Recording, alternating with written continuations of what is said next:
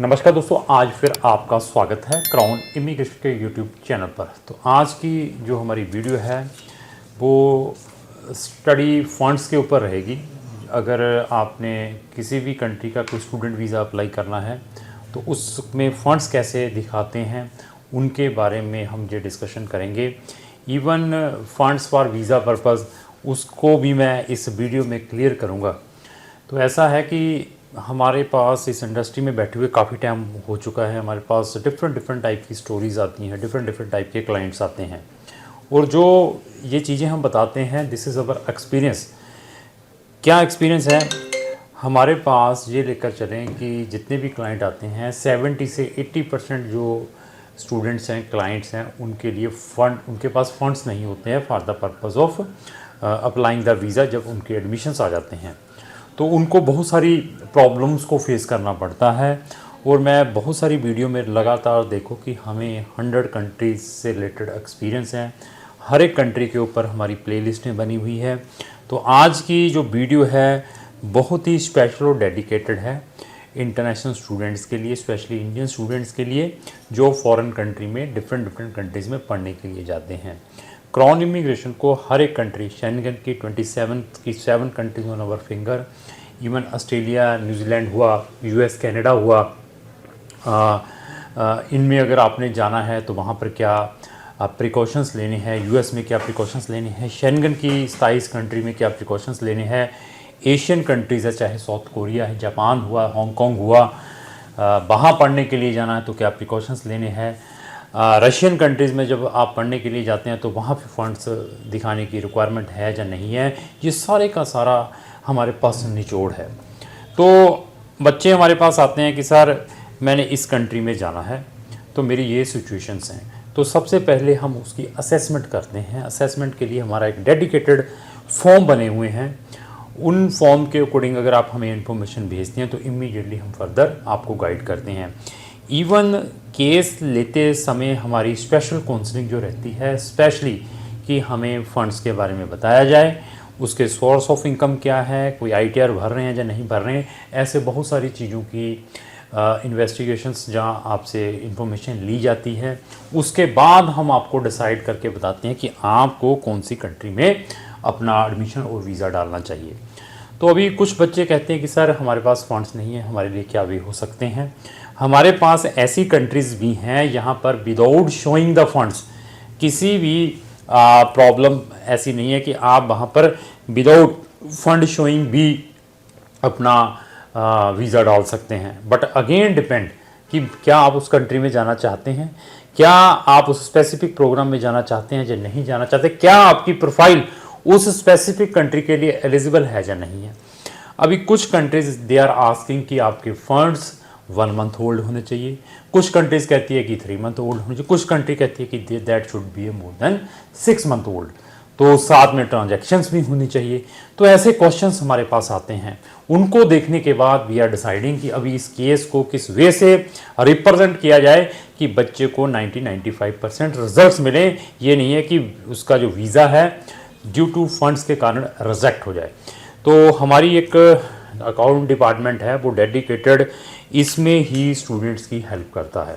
तो अभी आप हमारे पास आएँ तो हम देखते हैं कि आपने इस स्पेसिफिक कंट्री में डाला है तो यहाँ पर आपके करंट फंड भी एक्सेप्टेबल है सेविंग्स में।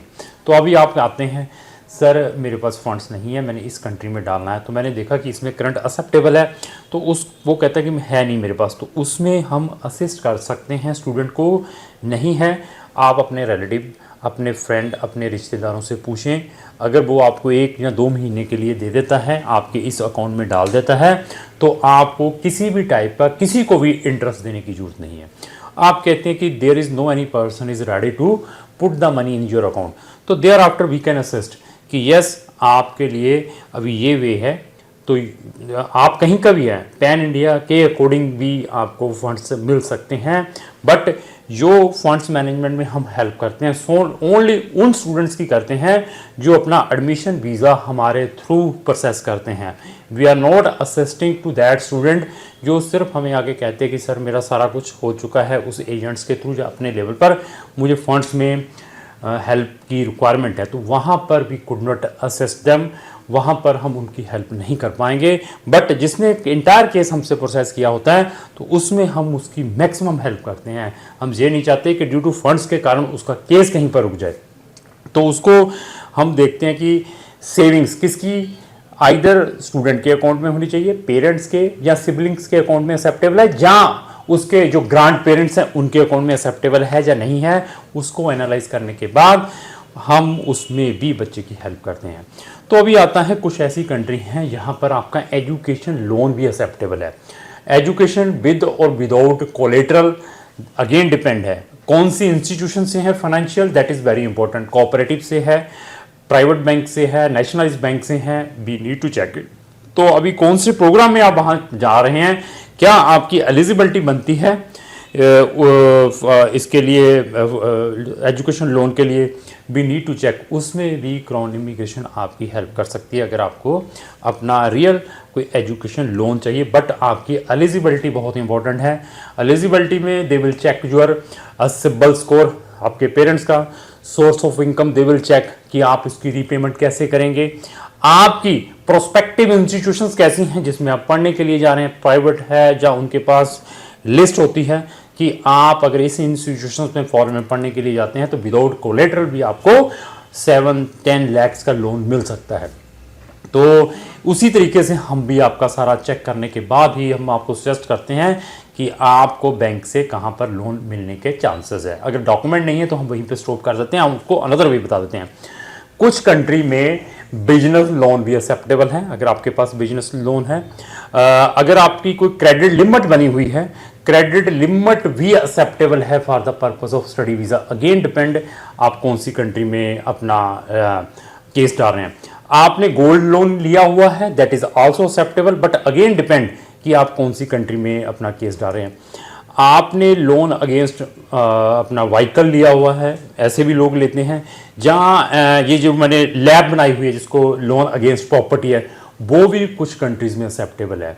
मैंने फिर बता दिया, हमारी कोशिश ये रहती है कि जहाँ पर आपके मैक्सिमम पैसे बच पाएँ पहले वो सजेस्ट किया जाता है। ऐसा नहीं है कि हम कहें कि लोन के नाम पर बच्चों से पैसे कमाए जाएं, भाई है ही नहीं है तो आपको बाहर भी देने पड़ेंगे। तो जहाँ पर आपके मैक्सिमम बेनिफिट हो सकते हैं अगर उसमें हमारी असिस्टेंस लेते हैं, क्योंकि मैंने बताया टेक्निकल है, ये सारी चीज़ें चेक की जाती हैं। इवन कुछ कंट्रीज़ में आपका प्रोविडेंट फंड भी एक्सेप्टेबल है अगर आपके पास है। इवन कुछ कंट्रीज़ में आपके अगर फंड्स पोस्ट ऑफिस में पड़े हुए हैं, that is also acceptable. Again depend country कौन सी है, प्रोफाइल कैसी है, आपका जीपीएफ में पैसा है, पीपीएफ में पैसा है, दैट इज़ एक्सेप्टेबल।